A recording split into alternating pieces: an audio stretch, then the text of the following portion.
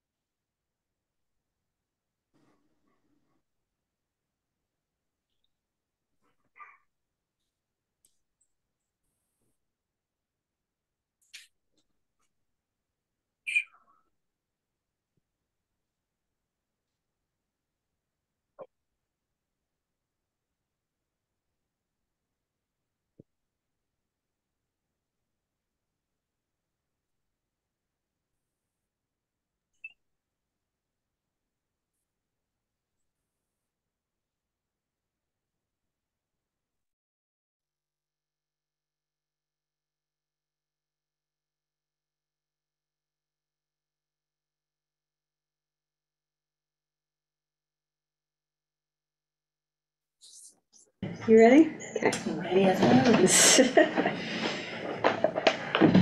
Okay.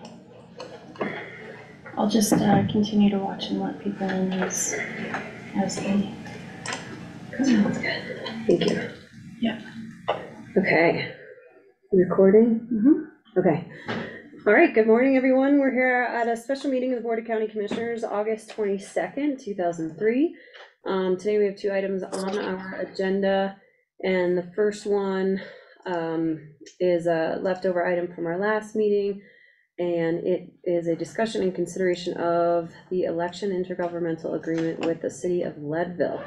I think we had some outstanding requests from Leadville that we wanted to make sure Tracy looked at, so. And we spoke this morning and she doesn't have any objections to the city's changes and I didn't see any legal issues with them. So I think at this point, our recommendation would be to go on and approve the revised version. Great. Most of the changes, they're just making explicit things that are already in Title I. Okay. Under elections. Okay. Okay, great. Then if there's no concerns by you, Tracy, I'll entertain a motion for the approval of the IGA with the city of Leadville for this year's election. So moved? I'll second. Any further discussion? None for me, thank you. Not for me. Hearing none, all those in favor? Aye. Aye. Aye. All right. And the next thing and last thing on our agenda is an update on our short-term rental moratorium and other matters in consideration of the current moratorium. Yes, and status update. Let's just guide. We have our community planning and development department, Ann Schneider, our director here, and Cece Williams with us. Wonderful. I had emailed over to the board a PowerPoint that we were gonna present from. Is it in the boardroom email? It is. Do you know when It that? just hasn't updated yet, because there it is. Okay. And if you would be so kind as to hit the link and then just start the slideshow. Sure. Maybe Let me another person. share the screen. Yes. There we go. Okay. And then just hit slideshow. And we'll be good to go. Sure. And you can just tell me when you're ready for me to move to Okay. another screen, and that way I can keep letting people in the room if they come. Perfect, that sounds great. So just bringing this today before the board for consideration, and just want to provide the board a status update of where we are in the moratorium process, and also just give an opportunity for any questions that the board may have of staff. And we will end today with a request of the moratorium. So we'll go ahead and go to the first slide in the presentation. And so we just kind of want to talk about where are we and what have we been doing for the last period of time as we've been in this moratorium work. So we've been in knee-deep in compliance and enforcement. This is an ongoing process, so we first had to go through and look at everything that was being rented and marketed in Lake County, and for compliance, whether that was currently licensed or properties that were unlicensed. And so we've gone through a very robust program of contact with, we found 23 non-compliant properties, and to date we still have 2 that remain non-compliant. However, we've been in communication with those 2 that are non-compliant. And we sent out cease and desist letters back in April, but now we continue to do monthly review and update of that licensing. But we had everything from unlicensed properties to properties that had included beyond the scope of what a short-term rental by definition is, and they had incorporated other uses. We had to address that, to existing short-term rentals that just didn't have their licensing number within their advertisement. So it was just kind of an array of all kinds of different items that we found that into non-compliance and enforcement. So next slide, please. And then we went into public engagement. We had really good attendance at our 2 hall meetings with just under 100 total members of the community that came out. And as everyone knows, we went to Twin Lakes. We really kind of wanted to identify some unique situations that community realizes as far as impacts. And then we held one within Leadville at Freight. We have so far compiled 41 pages of public feedback and information that we have collected, and we currently still have an online comment form that's live on the CPD website that we continue to, if we get comment from the public, we are encouraging them to go on, fill out the form, and we continue to compile that information. But so far, some common themes are in respect to potentially new regulations would be caps in certain areas of the county, potentially no caps for owner occupied, new fee structure, increased taxes to commercial rates, limit 1 short-term rental license per person, and stricter enforcement. They have, some of the feedback has been that we should realize the positive impacts that short-term rentals help pay mortgages and provide full-time residents with income, and then certainly the economic boost to the community. Some negative impacts that have been brought forward in that public engagement have been disruptive tenants, limits long-term housing options, septic system overuse, and use beyond what a short-term rental is by definition, and that we have a more transient community. Next slide, please. This kind of demonstrates, this is our mapping on the distribution of short-term rentals within the county, so you can kind of see those areas that we really have the higher degrees of concentration. And so you will notice, like in the West Park area and along Mountain View Drive, there is a really pretty strong concentration in there. And then of course, Twin Lakes, the village, and then Panarch and the Twin Lakes area. So those are kind of our really notable areas of higher concentrations, which also align with, at least in the southern portion, septic system use. So next slide.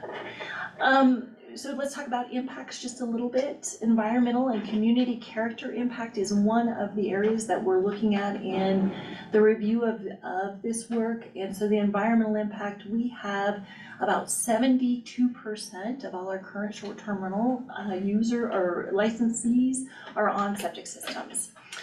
We have identified an increase in fire risk, a lot of times outlying areas, although we have done some proactive outreach to license holders and property owners about encouraging responsible fire use and knowledge on fire bans and access to that information. So we have done some outreach on that, but there is a remaining concern about fire risk. The impacts to community character and the complaints that we have received have been around noise, OHV use, trespassing, and the expanded use of the property. Next slide. Housing impacts, decreased long-term housing options in areas close to the urban core. So that would be West Park area and that kind of higher concentration that we see. You know, those are the areas that we would say would lend themselves typically to be housing solutions for our housing needs crisis. Current community housing needs are a critical aspect, obviously, of the review. And then a suggestion from the community that STR use provides a sustainable pathway to maintain home ownership. So that has definitely been a theme throughout the public engagement that we've heard. Next slide. Economic impact, there obviously is the increase in sales and lodging tax revenue, promote local jobs, and increase tourism and visitation. Next slide. So policy options, these are some things that where we are in the work, these are things that we would like to go into engagement with technical assistance and really vet this out. So part of what we were going to ask of a consultant is to do what's called a desk review. So we are going to create a policy draft. We really want them to go through that policy and advise and give recommendations on what we would look to recommend policy-wise. But on the front end of that, some of the new regulations, recognition, we want to consider within the new regulations, consideration of the collective impacts, the economic benefits, housing, environmental and community character impacts. And the focus of this work is really, and the theme in it is finding the balance. That's really what staff feels is directing the work and the final policy and recommendation that we would bring forward. Through that, some of the methods that we can use are capping, and potentially we would consider recognition of the difference between owner-occupied and non-owner occupied within that cap. That is currently the way that the city administers their cap, is that they do not apply the cap to owner-occupied licenses. So we may look to that model code and say that that would be reasonable to keep that as an overall community policy. But that's something that we want to fully vet before we bring it forward. Limitations based on location. This might end up being, so we can quickly identify that there are two areas. One area where we have higher concentrations where we have a concern of environmental and character impacts. And then we have a higher concentration in an area that would be an area that typically we would incentivize longer term housing solutions, maybe long-term rentals, and we have a higher concentration in there. So we really want to dive into consideration on a policy that would recognize the needs of those two different areas and those direct impacts. Review of the standards, staff would suggest our current standards are pretty loose. We have not had an overly onerous code. We want to continue to keep this a very user-friendly, very straightforward code.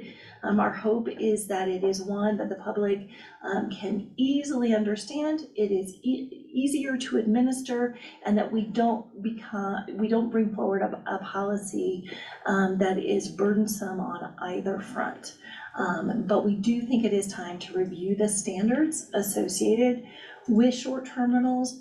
There are things, some examples of that would be a walkthrough by the fire department to ensure that there is emergency egress, again, a standard that the city has in place on their short-term rentals. And that's just a kind of an example. Another one would be that moving forward, we have a sign off that the septic system is properly sized for the occupancy of the license. So there's some ways to mitigate some of these concerns that we've identified within the impacts. And so we try to address those in the standards of the policy. And finally, our engagement right now on an increase in fees. Also back to the capping, we do have consultants working on two aspects of this policy currently, the capping aspect and also kind of looking at the disparity between small lodging businesses or lodging businesses period in the community and short-term rentals. So they're really focused on that, and we're gonna have some recommendations, hopefully, Adam told me by the end of the week, from the consultant on that. We kicked off our fee study already with that consultant, and so they're gonna look at our fee approach on short-term rentals. So let's go to the next slide. And so what we are at right now is really engagement on the technical assistance, and then we would, after we have fully vetted that, we go into public engagement. So as you probably all remember, we've told the community and the process, informed the process, that we went early on as a listening exercise to really hear what the community had to say about short-term rentals, and we're really making sure that that information is going to inform our next steps. And then before we come to the final recommendation to move into a code amendment and bring that forward to the board, we want to take that out to the public with all our findings. Our consultants will be engaged in that so that we can provide all the information that we're going to bring forward. But part of that technical assistance, we're really looking at best practices. We heard from the community when we were, and we absolutely believe this to be true. We're not looking to reinvent the wheel with our policy, and so we really want to focus on best practices and lessons learned that we can gain insight on. As well as part of that, we'll be looking at the city and how well their policies are being administered and what their enforcement looks like.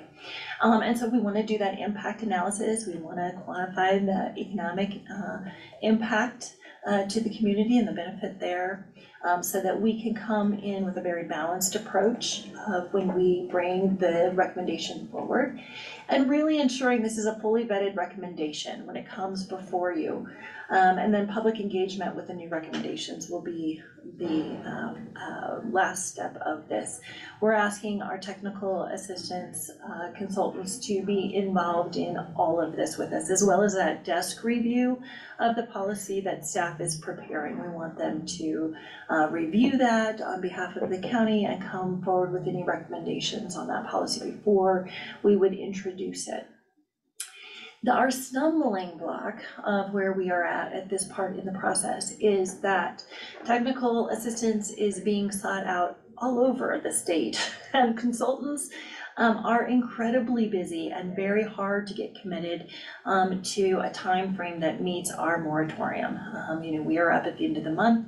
We have been attempting to get technical assistance since May, and we now have two firms that would be able to provide us with a scope of work that includes everything we have listed here and some additional work to bring this work to fruition. But in order to do that and make sure that we have time to not only go through these next steps, but we have time to implement, and that means the code amendment. So let's go to the next slide, I'm sorry. No, you're Let's good. talk about implementation. So the code amendment process, we have to include that. We need a 30-day notice period and a joint public hearing process to actually get this over the finish line and be ready to administer the policy when it's finished. So what we are here today to ask the board for is a continuation of the moratorium until the end of March. Okay, so that'd be 6 months? Yes. Okay. Great. Thank you, Anne. Yes, thank you, board. And answer any questions that you may have as well. Sure. And Cece's here, she actually prepared this PowerPoint and is doing a tremendous job in assisting me with the work that we've got going right now, so. Great. Thanks for all that information. I know you guys have been working very hard on this, and it's a lot in itself, never mind with everything else being juggled, so. Appreciate the update. I don't think I have any big questions for you. No, any questions from the board? Within that 6 months, could you go like one layer deeper on like timing of like those steps that you had on that last slide? So like when do you think the consultants might have their stuff back to you all to absorb, and when might that? I Engagement. already forgot whether it was, the community engagement, but also like those sort of code deadlines that we have to adhere to. Absolutely. So we do have, like I said, 2 consultants. We will just review our engagement process to be able to work through that, and then we'll take their timeline and we can add in those other dates and bring that back to you at a further, if that's okay, within, within a period of time, but we can better inform the timeline. So we'd ask for that time, and we will say that we are asking for a more generous time than what we think that we're going to need, because we don't want to ask for a second extension to this moratorium. And so we are asking for a more generous time than what we think that we're going to need, but we can put that in. Once we've engaged with the consultant, then we should be able to give you a really a better timeframe on those deliverables. Absolutely. Okay. We that's a little bit of an unknown right now, but, and so with that, another reason why we're asking for a little more generous of a timeframe. But is it, it's sort of like rough, I'm just thinking like, so like roughly like 2 to 3 months to get something back from the consultants and absorb other incoming information, actually draft something that would, draft the right materials to go out for public Absolutely. feedback, like 6 weeks of public feedback and comment, and then. Yes, we are going to, I think what we've talked about with the consultants is like a 3 to 4 month time period. Right. Hopefully more of a 3-month time period. And then we would probably have about another month of the policy desk review. Yeah. And then we would be going out to the public, and then we'd be setting that public hearing date. Okay.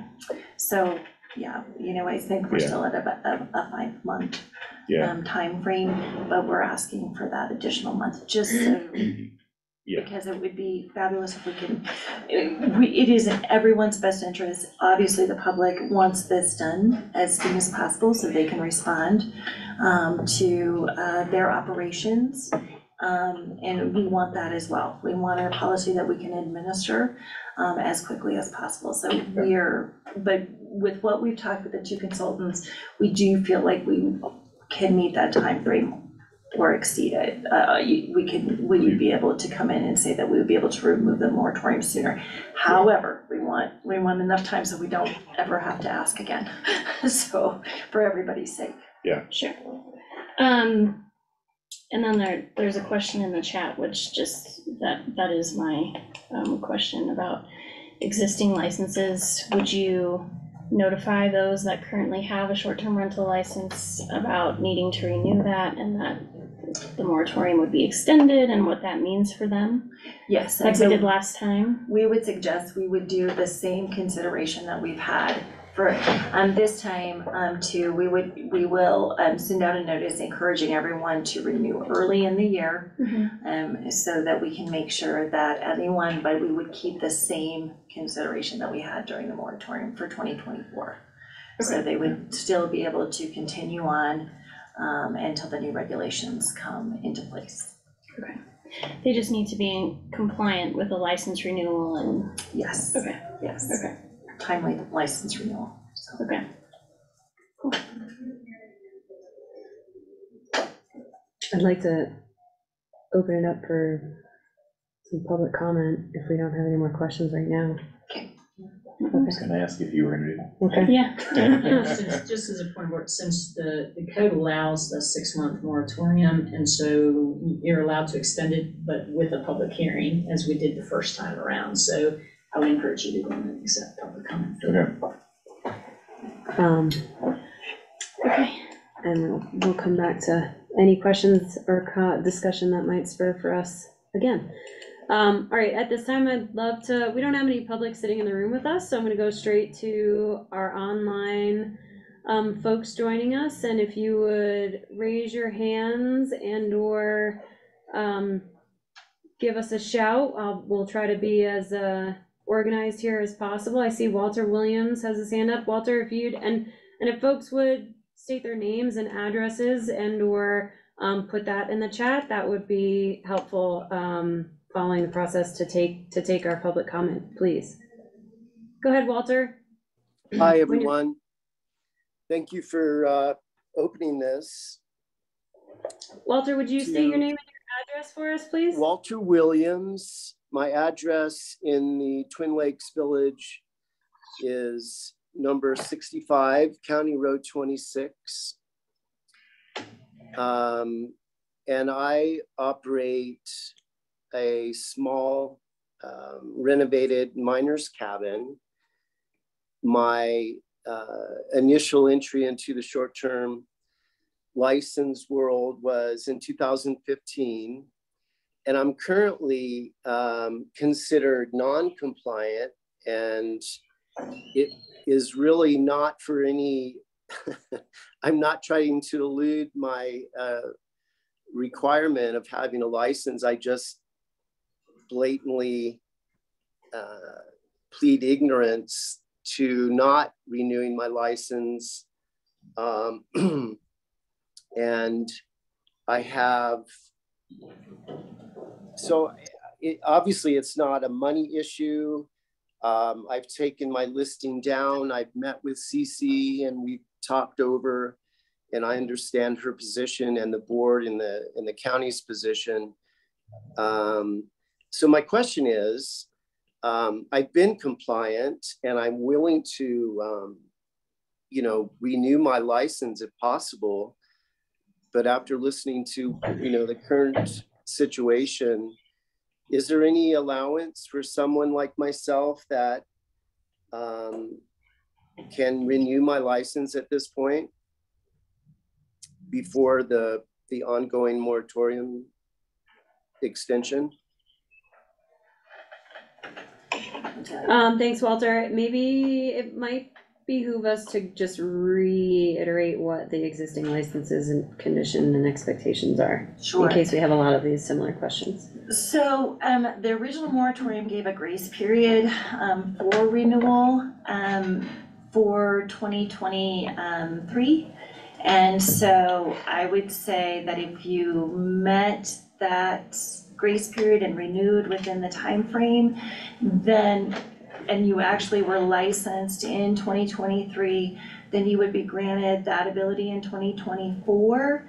So unfortunately, Mr. Williams, I don't think that there's a pathway to be licensed until the end of the moratorium. And then depending on the outcome of the moratorium, then you may have the ability at the end of the moratorium to license at that point, depending on your circumstances and what the regulations are. So I would just remind everyone that the moratorium is a temporary break of issuing licenses, but at the end of the moratorium, the regulations will come forward under what conditions licenses will be available again. So I don't see a pathway if you were not able to have become properly licensed under the grace period in 2023 to get that same allowance in 2024, but there may be a further opportunity for you at the end of the regulations. I hope so. I'm not, again, trying to avoid any regulation that I am required to have. In fact, so I guess you don't need to hear my story. I've been an asset to the community. I think it's a very important accommodation to offer. Guests obviously support local businesses. I've been, consistent with my licensing and retail and lodge taxes. And it was just really a stupid mistake. And I feel like I'm being penalized by not being able to, reinstate. But I'll follow the regulation as needed, and I hope and I can support, any other possibility to continue offering licenses again. So thanks for the time. Thank you, Mr. Williams. All right, we'll go to Alberta, and just a reminder, please state your name and address, and you'll have 3 minutes. Hi, my name is Alberta Romero. I'm a homeowner in Leadville. I've owned the house in question in West Park. Of course, that's where one of the higher concentration of STRs is. Has been in my house, our family, since 1971. And I was given the house in 2005 as an inheritance from my father. And I have done short-term rentals from 2000 till 2022 as a long-term rental. So there was no, I did not have a short-term. When my last tenant moved out, I'm a subscriber to the newspaper. I don't remember ever seeing anything of a possible moratorium going into place for short-term rentals. I want to be able to go to Leadville and stay in my own house when I go to Leadville. I go up there several times a year, and I'm having to look for places to stay and not the ability to stay in my own home.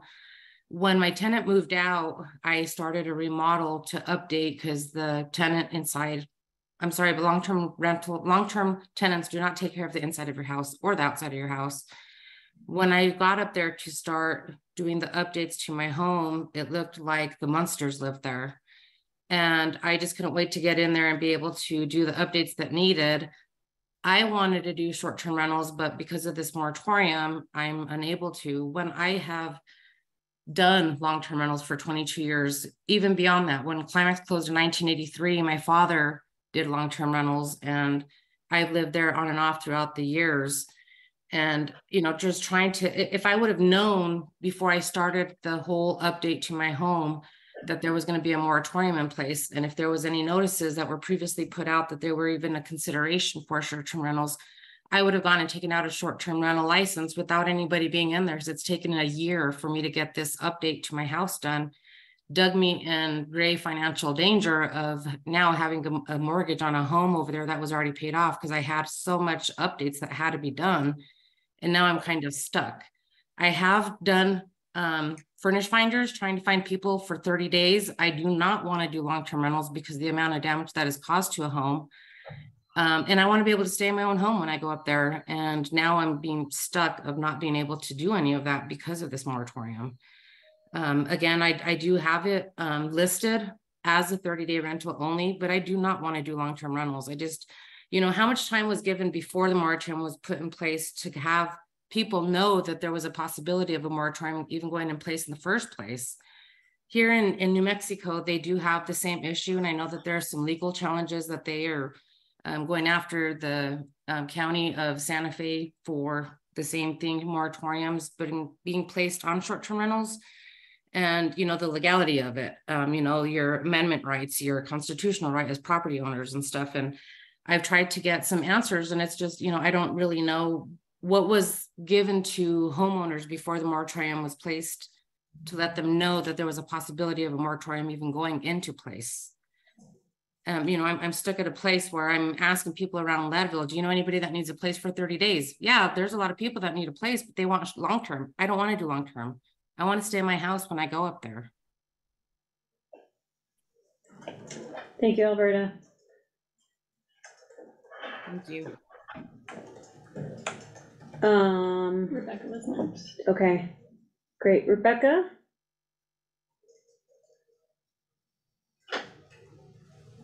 Rebecca, do you want to comment? I see your hand raised. You are still muted. Hi, There you go. this is Rebecca on Adam's phone. Okay. Okay. Yeah, so sorry about that. My mic wasn't working. I live in Twin Lakes. I'm at 549 Peak View. And I was wondering if the results from the consultant, are they going to be released to the public before March? Yes, they will. The consultants will actively participate when we go back out for the public engagement with all the findings. So it's important to make sure that we bring all of this information back out to the public before we bring the final recommendation to before the board. We'll also, when we have those studies complete, when the information is done, we'll also have them on our website. so that everything that we gain through this process will be completely transparent. So we'll have interactive opportunity for public engagement through town halls. I do anticipate that we'll do the same venues again, that we'll do one in Twin Lakes and that we'll do one in Leadville as well. And those consultants will be included within that presentation. They'll either physically be there, or it'll be a hybrid, or their data will be shared through there. And then additionally, we'll make sure that those studies are available on our website.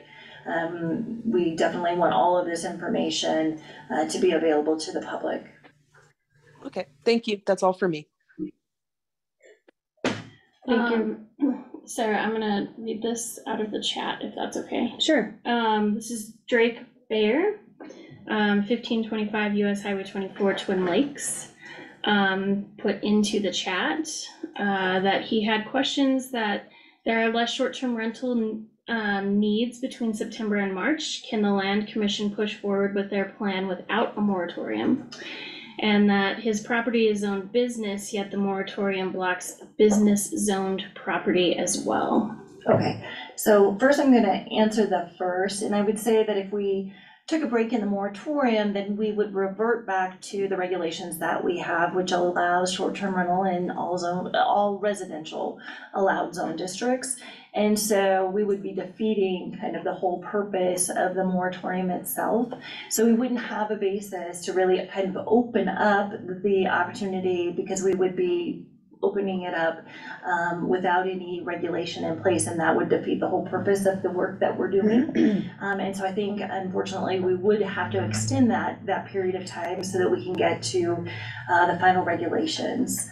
And then on, I'm not quite sure the reference to the zoning in Twin Lakes. So if you have a business use, short-term rentals are listed as a use within our use table. And traditionally, they have been allowed in all zone districts.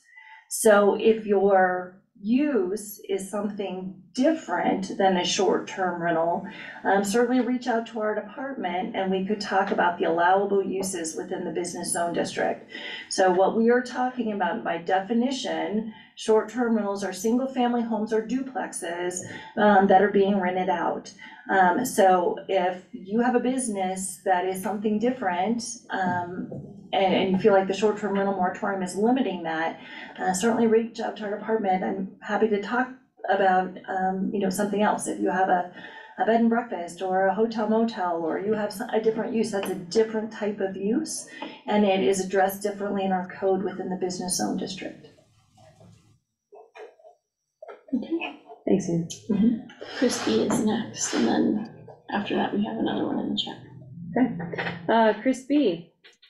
Yeah, thanks for the opportunity. Chris Brenneman, 170 Alpine Cirque. I was just curious about the tax implications of moving to commercial rate versus the current rate. So that's my one question.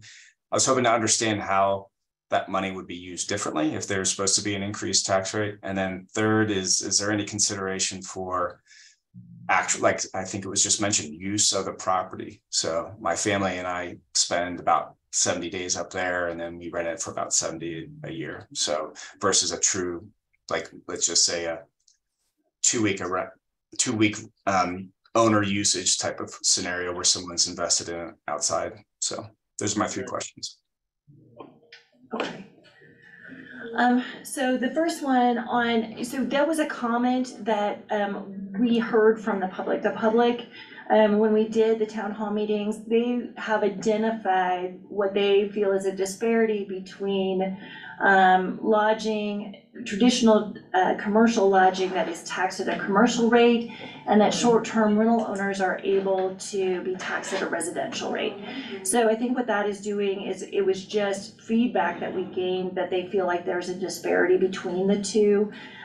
We have the city of Leadville has increased their taxation within the city limits on short-term rentals, and that money is being allocated through different areas of funding within the county, or within the The city. I'm sorry. accommodations tax? Yes, Okay, yeah, within the city. but that's different than the state set residential and Exactly. commercial So- rate. Right, so I'm talking one, I just said sales and lodging tax. So one is the sales and lodging tax has, so from a taxation standpoint, residential taxation is not something the scope of work is looking at.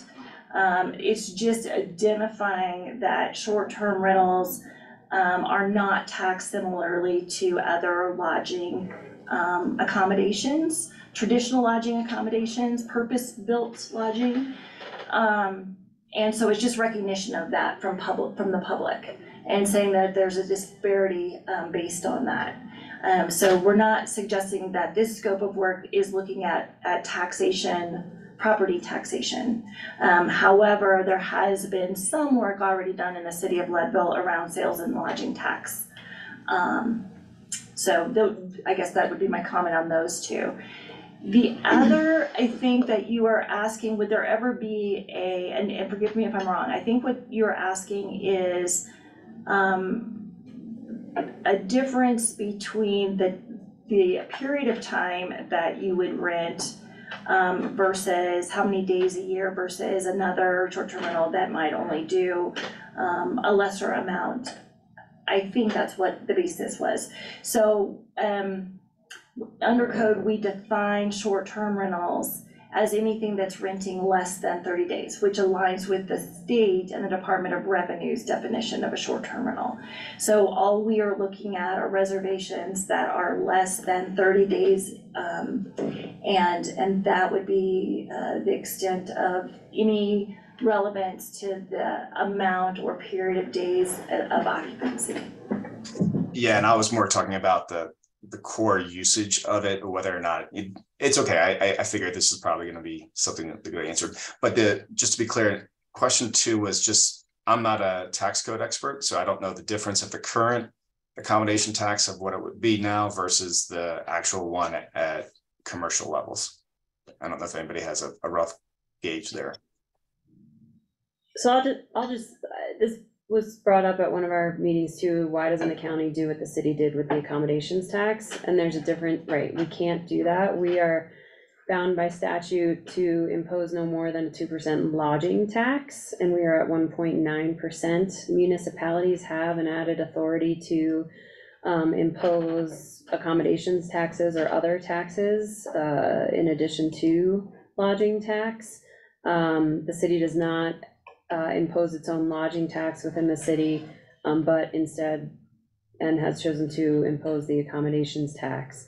So the county is at the ceiling, basically, of what we can leverage with a lodging tax. The residential versus commercial rate is set by the state annually in the neighborhood of around 7% of your value of your property for residential is taxable, and 29% of your commercial property is taxable as a commercial operation. And so the question with it, you know, at a state level in conversations and at local levels, figuring out how to navigate, if it's at all even possible, is you know, potentially imposing what would be argued as an appropriate tax rate for your actual use of your property, whether it's actually a residential or if you are operating it as a commercial property.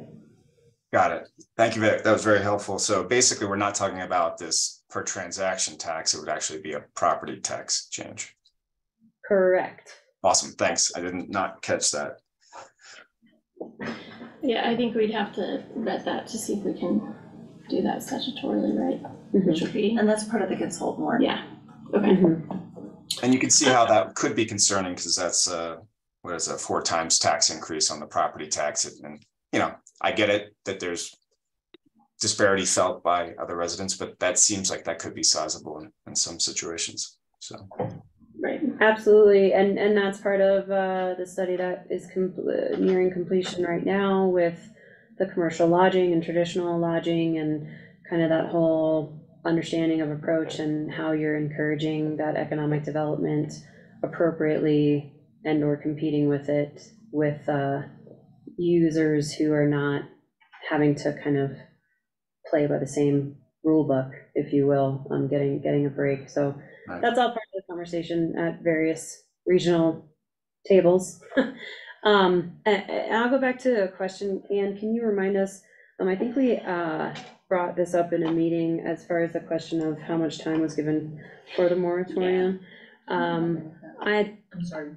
This question right here, Alberta says during her speaking, how much notice was given to the public before the moratorium went into place, and how was notice provided? Gosh, you mean for the original timeline? I Yeah. think she's asking for the original. From a year moratorium. ago. And we would have had to post that and for the 30 days, Yeah, that's what my propose a 30-day. recollection I thought we was. had a meeting, yeah, we'd have to go back and look at when exactly the meetings were, but everything was properly posted. Yes, it And was there probably, was a lot of information on the website and all of that too about it, so.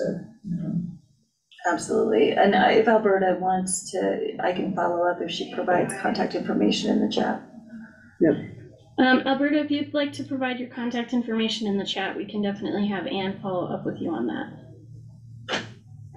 It was properly noticed as a public hearing and public noticed as on the agenda, but we can get you the timeframe and the information on that. Alberta, if you would like, you can just provide some contact information. Okay, we'll go on to Todd. Todd Brand? Yep. Can you hear me? Yes, sir. Okay, great. I'm at 340 Aspen Drive in Twin Lakes, Fan Arc Estates. So I just want to clarify, there's no moratorium and license needed for medium or long-term rental. What was the first thing that you had said, medium or long-term? Medium or long-term rental. There's no requirement as far as a licensure goes for that type of rental. Define medium. Medium is over 30. So yes, over 30 days is not defined as short-term. Okay, so over 30 just qualifies just as long-term in general, as if you had a 1-year lease, 2-year lease, or 1, 2, 3 month lease. Correct. Okay, that was all. Thank you. There's this one right here too. Okay, Brett Rankin didn't put in any comment, but just his address and name. Oh, So okay. I don't know if he wanted us to Yeah. call on him. yeah, I'll call on it. So Bert, we see your name and address in the chat. Would you like to make a comment? Bert Rankin? I don't know if he's still online. Doesn't look like he's online. All right, and we have a comment from Casey Wallace at 2018. He said yes. I read that. He is online, okay. Sorry, Bert, I am not spotting you, but if you want to unmute, go right ahead. The picture in the middle above Adam. Yeah.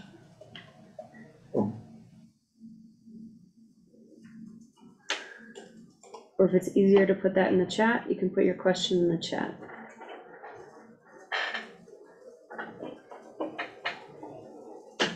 Ann, do you see this contact info?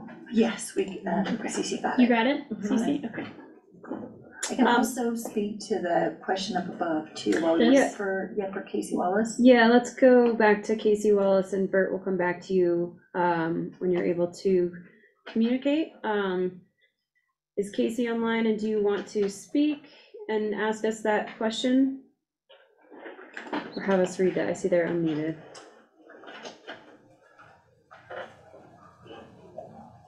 All right, Casey Wallace is at 218 Juniper Drive, and the question in the chat is, should the consultant group not be able to perform the work in the time frame of 6 months? What is the contingency?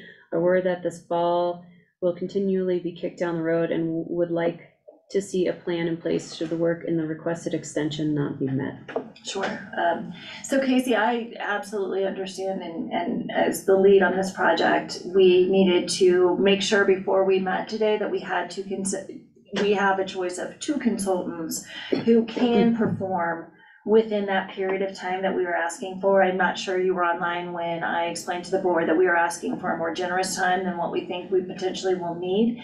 And so we hope that we are planning for, we are asking for additional time outside of when the consultants say that they'll be able to wrap up the scope of work, and then we've included public engagement time, and then our internal process of doing a code amendment process. So we've been very thoughtful and mindful. We understand the impact to the community, and we know the expectation of the board and their desire to have this recommendation and policy delivered to them in a timely manner. So this ask is based on good information that we will have a consultant that can deliver within that time frame. And we have additionally built in time for our own internal code amendment process. Thanks, Ann. Kevin Kersner.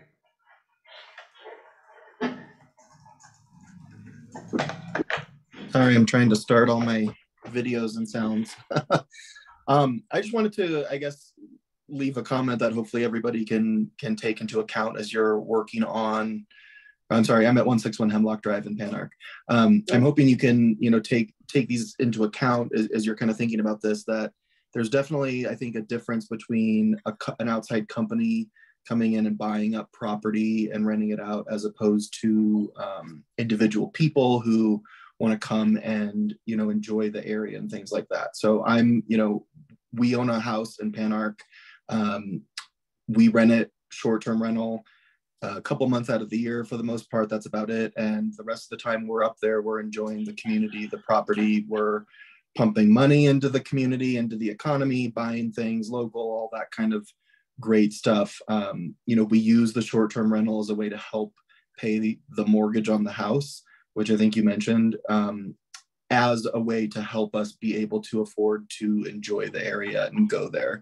So I'm just hoping you take into account that there's, a difference between people who are just in it, they're running the house 24/7 for money, versus people who are wanting to go up there and be a part of the community, use the property, enjoy the area, enjoy nature, all of that kind of stuff.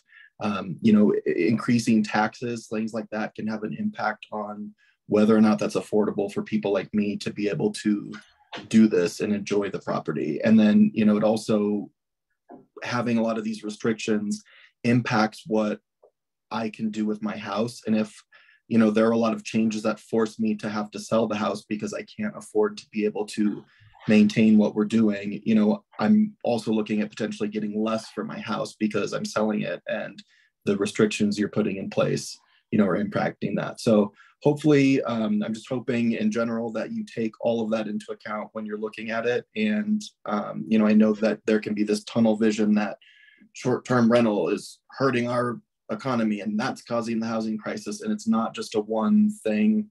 It's not just the short-term rentals causing the housing crisis, which I think is what prompted this whole moratorium in the first place. So again, I just hope you all take that into account when you're looking at everything. Thanks. Just a little bit of a response. Sure. I definitely, Kevin, I would say the scope of work is looking at impact on housing, but I would just make sure that the scope of work is not just a housing impact, it's environmental. We are looking at the economic benefit as well as community character. And so housing is just one aspect of the impact, but I certainly agree that we need to take into consideration all of the items that you've listed in your perspective. But I just wanted to make sure that it's known that the scope of work and the impacts that we're looking at are not just a housing impact. Okay, and I'll go back to Burt Rankin's comments. We've got two. I don't know if we got an address from Burt, but the questions are. He did, right? Oh yeah, 6533 Highway 82, Twin Lakes, thank you. How many complaints have been logged for short-term issues in Twin Lakes? And help me understand how you can short-term rent a house that is your primary residence. Bert, I think I recall, I met you at the open house in Twin Lakes. Because you posed that question there, and your picture looks familiar to me. So I think we kind of discussed this a little bit at the open house, the town hall that we held in Twin Lakes. So first, I'm going to start at the last question first. So to define or how we consider owner occupied versus non primary owner occupied is that this is your primary residence that you are renting out on a short-term basis. Perhaps but you reside in it the majority of the time, and potentially you're looking to short-term rent while there are special events in town, or during a period of time that the community sees an influx in the population and additional housing is needed. So it is defined as a resident that does occupy the property as their principal residence. Next, how many complaints have you had logged for short-term rental issues in Lake County? I would say we've had quite a few. I don't have the exact number, but what I would say is that during the moratorium public hearing, the board heard from many of the residents in Twin Lakes. Their voices were heard through the public process in the decision to place the moratorium, and they brought those complaints forward through the public process. And so we have received many complaints and suggestions that there has been an impact, particularly in the village and particularly in Pan-Arc. Those are two areas that we've heard that they're very concerned about infrastructure and the impact to infrastructure. And so that's where areas that we can tell you that we have higher concentrations on the map that I presented. And so those environmental impacts are part of what we're looking at to discern what is happening and potentially what are the impacts from short-term rental. So the complaints that have been lodged, I'm going to talk more about kind of what they are. I would say the voices from those residents have been very present in the work and the decision-making on the moratorium. So for some reason he's trying to unmute, but it says he's not allowed to unmute. We have hit the ask to unmute we enabled your unmuting, Bert, several times. And I'm happy to speak with anyone that's here today that wants to continue to provide information to inform the process. We have the online forum where you can provide comment. We will be bringing the recommendations out to the public again for another opportunity for your voice in the process. And if you want to reach out to CC Williams in our department or to myself, I'm not sure, Bert, why we are attempting on our side, and we're doing it, and we just did it again. I don't know why it's not allowing you to speak, but certainly I welcome any time that you would like to provide more, that we can take that information in.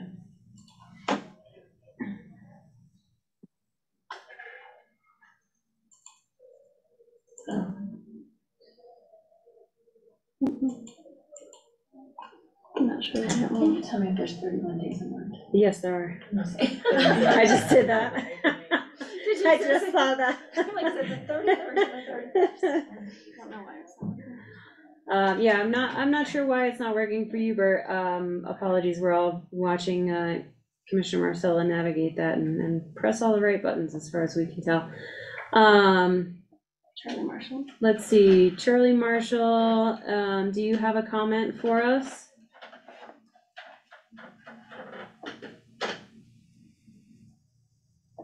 Hello, I just came in a little late. I think I missed when you're revisiting the end of the moratorium. Let me know. Thanks. Sure, the extension has been requested for 6 months, end of March 2024. Okay, great. Thank you. Yep, and we're maintaining the existing license holders status as we did through the first part of the moratorium, 7 months, sorry. That's It's about 7 months. Okay. Because it's, yeah, it won't start until the end of the current one, yes. In Okay. September right now. Okay.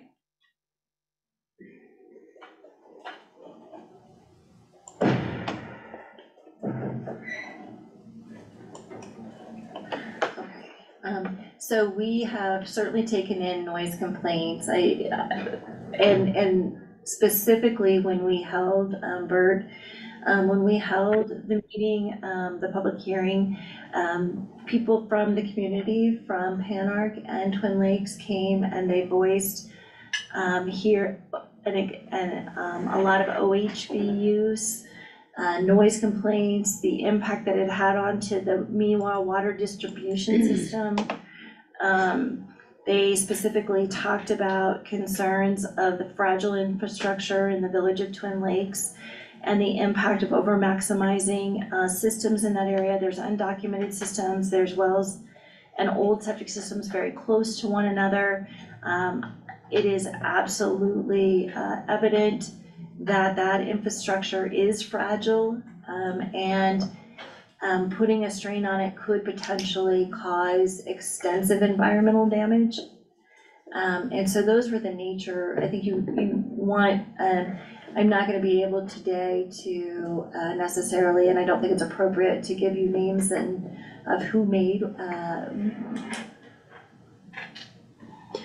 I don't know that we have a perfectly accurate number of complaints, but I will just kind of echo what Ann's is saying. We receive complaints all the time from local residents, all the time, from people who live in Sylvan Lakes to people who live in Twin Lakes and Panarch.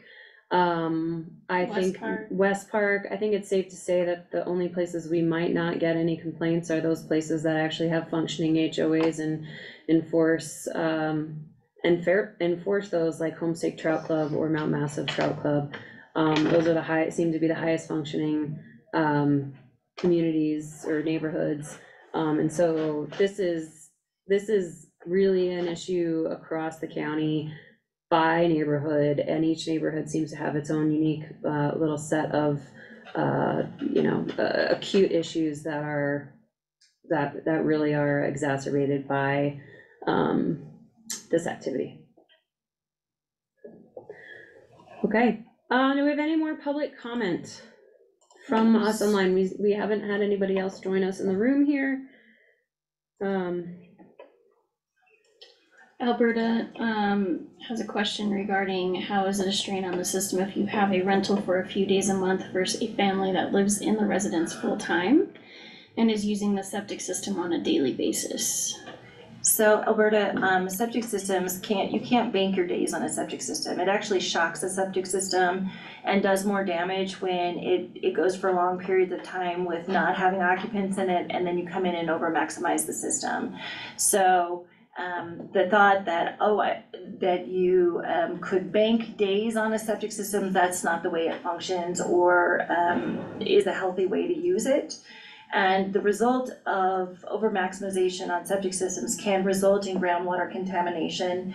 So it's a significant impact. And so there's not an ability to bank days on a septic system and then come in on a rental and basically do a shock to the system. It's harder to have those kind of stop and starts on a septic system.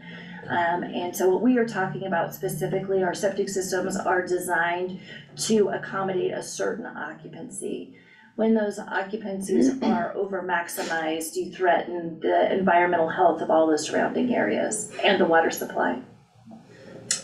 If I could add to that, the board has had that conversation with environmental health outside of the issue of short-term rentals, as well as we're transferring deeds and sales of homes, and that was, basically a question of ours, which we got some good education on. There is like a percolating system, and if it's not exercised, like you said, Ann, that is a shock to the system, and it's not just an empty pit that something is easily deposited into. But there's more information on that on our website, I believe, too. Yeah. Some nice graphics. All right. Let's see.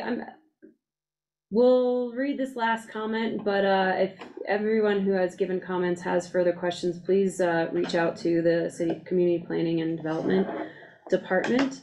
What is this last comment? Twin Lakes? Bert Rankin. Twin Lakes Historic Village, where we are, is historically a vacation mecca. Why are we looking to fundamentally, why are we looking to fundamentally change the character and history of Twin Lakes? There are vacation rentals that are 70+ years old on both sides of my home, and we have never had any issues. The National Forest Service historic signage refers to Twin Lakes as a historic vacation mecca. So thank you for those comments. Do appreciate that.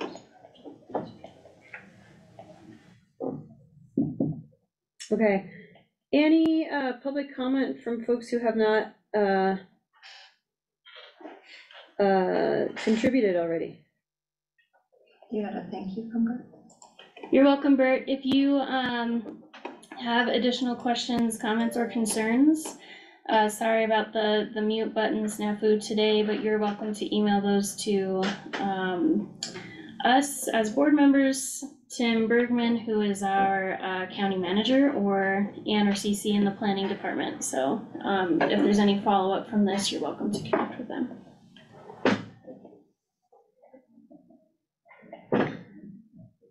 Okay, it doesn't look like we have any further public comment. No, I didn't see anything in the chat either. All right. At this point, I'll close the public input portion. Unless, and does the do the commissioners have any other questions for Ann? No, I don't. To consider the request? Okay. I do not either.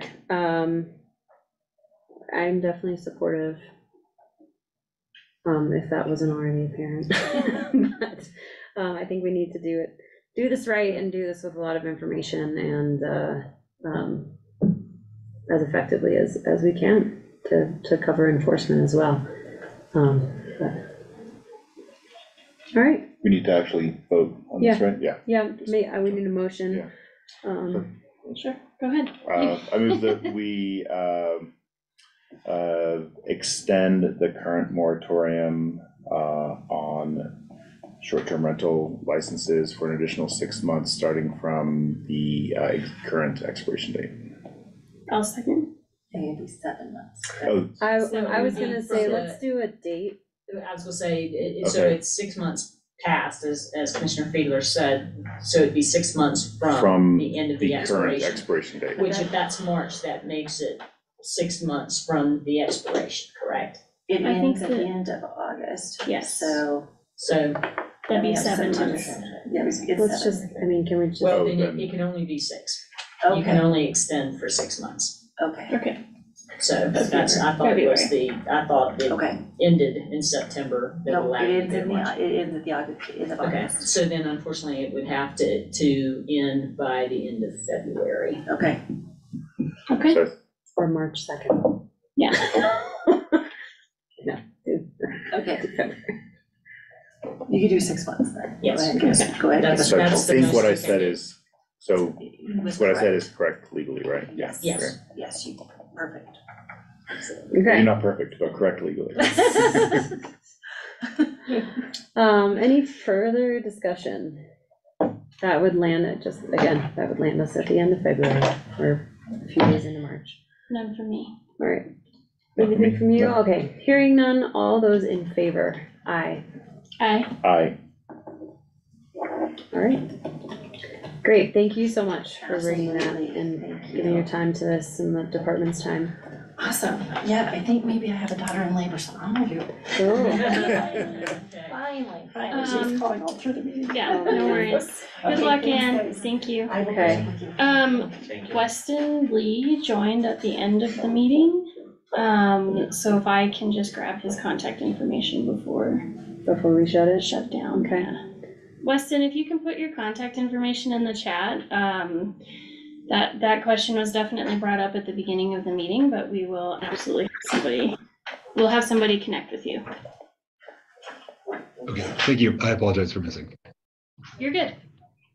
Thank you. Yep, thank you. Okay, all right, and that concludes our special meeting. We'll adjourn at 12:11. Thank you so much. Thank you.